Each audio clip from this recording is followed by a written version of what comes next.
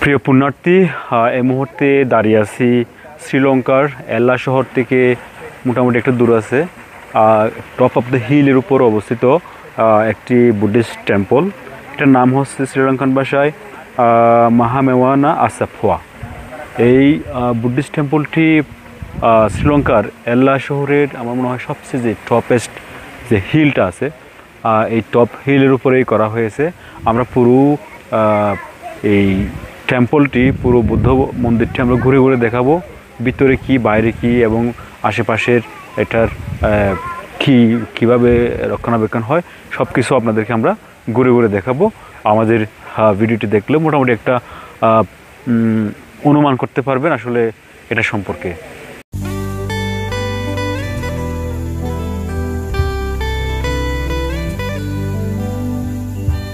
শ্রীলঙ্কার উভা প্রদেশের হৃদয়ে কুয়াশায় মোড়া সবুজ পাহাড়ের কোলে আছে এক নীরব আশ্রম, মহায়ানা আসাপুয়া বৌদ্ধ বিহার।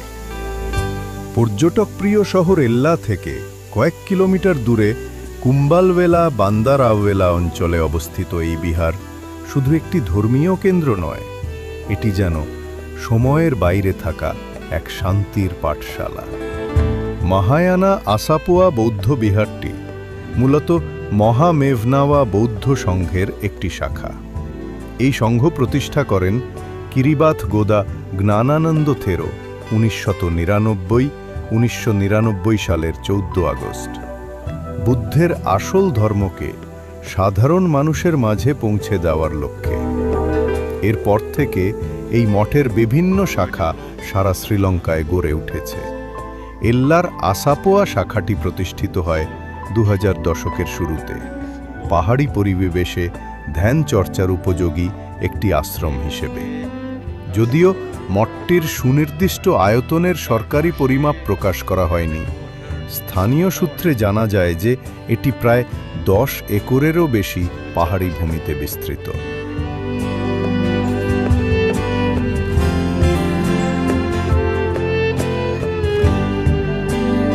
চারপাশে সবুজ চা বাগান, উঁচু দেবদারু গাছ এবং একটি মধ্যবর্তী সাদা স্তূপ যা এই বিহারের কেন্দ্রবিন্দু। ধ্যানকক্ষ, ধর্মশালা, অতিথি আশ্রম ও নীরব পাথরের বুবুদ্ধ মূর্তি মিলে এখানে এক অনন্য শান্ত পরিবেশ তৈরি করেছে। যারা শহরের শব্দ, তাড়াহুড়ো আর ব্যস্ত জীবনের ক্লান্তি থেকে মুক্তি চান, তাদের জন্য এই বিহার যেন এক পরম আশ্রয়। পাহাড়ের ঢালে ধ্যানমগ্ন ভিক্ষুগণ, বাতাসে পাখির ডাক আর ঘণ্টার মৃদু ধ্বনি, সব মিলিয়ে মনে হয় প্রকৃতি নিজেই এখানে ধ্যান করছে। বিহারের নামেই আছে সেই ইঙ্গিত, আসাপোয়া মানে আশ্রম বা ধ্যান কেন্দ্র, আর ভবনা মানে মনন বা ধ্যান চর্চা। এখানকার ভিক্ষুরা প্রাচীন থেরবাদ ও মহাযান উভয় ধারার সাধনা অনুসরণ করেন। ধর্ম এখানে কোনো কেবল উপদেশ নয়, বরং জীবনের প্রতিটি মুহূর্তে চর্চার বিষয়। প্রতিদিন সকালে ধ্যান, পরে ধর্মশ্রবণ, বিকেলে প্রশ্নোত্তর ও নৈতিক শিক্ষার আসর, এই হলো তাদের দিনের রুটিন। দর্শনার্থীরা চাইলে ভিক্ষুদের কাছ থেকে ব্যক্তিগত ধ্যান নির্দেশনাও নিতে পারেন।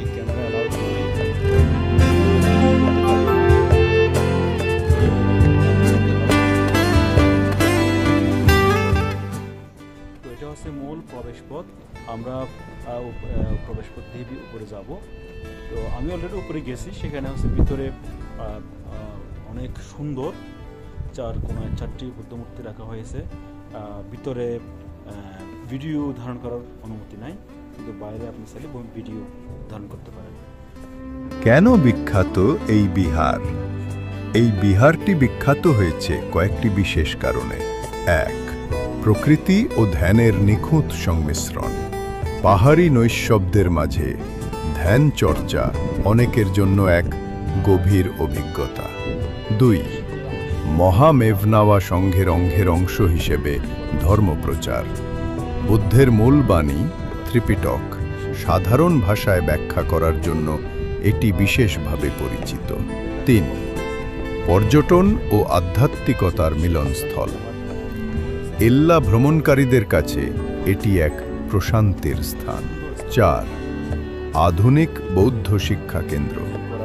এখানে নিয়মিত ধর্মশিক্ষা, ধ্যান কোর্স ও আন্তর্জাতিক দর্শনার্থীদের জন্য ইংরেজি ভাষায় পাঠ পরিচালিত হয়। দর্শনার্থীরা কখন কিভাবে যাবেন শেখান। বিহারটি প্রতিদিন সকাল 8টা থেকে রাত 9টা পর্যন্ত খোলা থাকে। প্রবেশের সময় সংযত পোশাক পরিধান ও নীরবতা বজায় রাখা আবশ্যক। এলা শহর থেকে টুকটুক বা 3 চাকার গাড়িতে প্রায় 20-30 মিনিটের পথ। পথে পাহাড়ি বাঁক, ঝর্ণা ও চা বাগানের সৌন্দর্য দর্শনার্থীদের মন ছুঁয়ে যায়।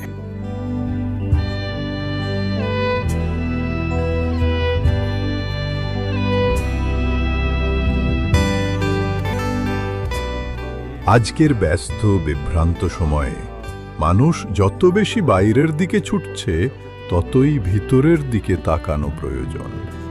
মহায়ানা আসাপোয়া বিহার ঠিক সেই জায়গাটা তৈরি করে যেখানে মানুষ নিজেকে শুনতে শেখে।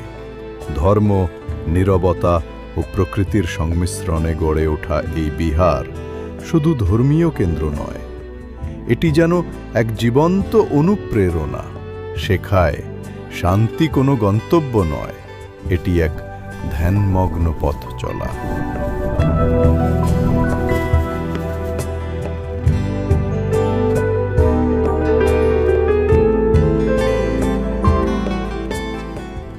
মহায়ানা আসাপোয়া বিহারের স্থাপত্যে লুকিয়ে আছে শ্রীলঙ্কার ঐতিহ্য ও বৌদ্ধ শিল্পকলার চমৎকার সংমিশ্রণ। বিহারের মূল স্তূপটি সাদা রঙের নির্মল গম্বুজাকৃতি, যা প্রাচীন অনুরাধাপুরা যুগের স্থাপত্য ধারার অনুসরণে নির্মিত। স্তূপের চারপাশে খোদাই করা পদ্মফুলের নকশা ও সিংহমূর্তি শ্রীলঙ্কার ঐতিহ্যবাহী কারুকার্যের পরিচায়ক। ধ্যানকক্ষের দেয়ালে রয়েছে হাতের কাজের বুদ্ধচিত্র, যেগুলিতে শান্তিময় মুখাবয়ব ও প্রাকৃতিক রঙের ব্যবহার মিলে এক প্রশান্ত নান্দনিকতা সৃষ্টি করেছে। কাঠের দরজা, জানলার উপরে সূক্ষ্ম অলঙ্করণ ও পাথরের সিঁড়ির খোদাই সব মিলিয়ে এই বিহার কেবল ধর্মীয় সাধনার স্থান নয়, বরং এক জীবন্ত শিল্পকর্ম। প্রকৃতির সঙ্গে এই স্থাপত্যের মেলবন্ধন এমন যে বিহারের প্রতিটি অংশ যেন পাহাড়, আকাশ ও সবুজের সঙ্গে একাকার হয়ে গেছে।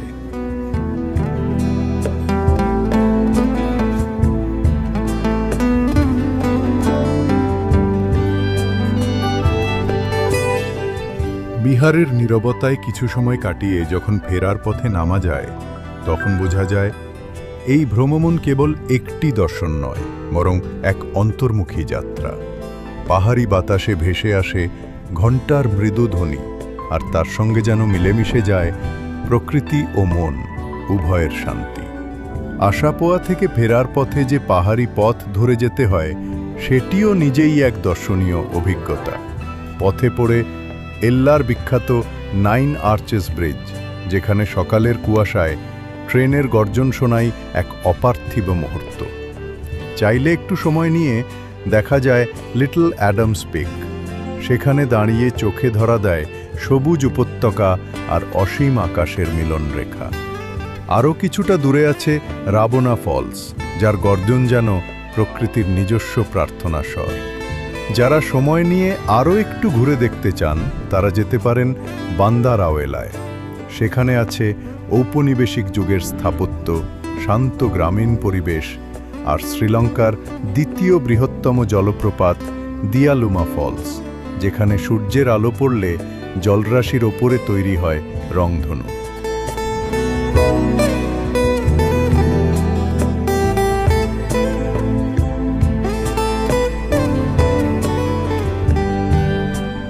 এই সব জায়গা একসঙ্গে মিলিয়ে যেন এক সম্পূর্ণ যাত্রাপথ তৈরি করে, প্রকৃতির সৌন্দর্য থেকে শুরু করে মনের প্রশান্তি পর্যন্ত। পাহাড়, চা বাগান, ঝর্ণা আর নীরব বিহার সব মিলে এখানে প্রতিটি পদক্ষেপই ধ্যানের মতো। শেষ পর্যন্ত মনে হয় মহায়ানা আসাপোয়া বিহারে আসা মানে শুধু একটি ধর্মীয় স্থান দেখা নয়, বরং নিজেকে দেখা। আর এই পথে যত দূরই যেই যাওয়া হোক না কেন, ফিরে আসা যায় এক নতুন শান্তি নিয়ে, যে শান্তি ভ্রমণের নয়, উপলব্ধির। প্রিয় পুণ্যার্থী, নতুন নতুন ভিডিও পেতে আমাদের ইউটিউব চ্যানেল বোধি স্টোরিজ সাবস্ক্রাইব করুন আর ফলো করুন আমাদের ফেসবুক পেজ বৌদ্ধ বার্তা।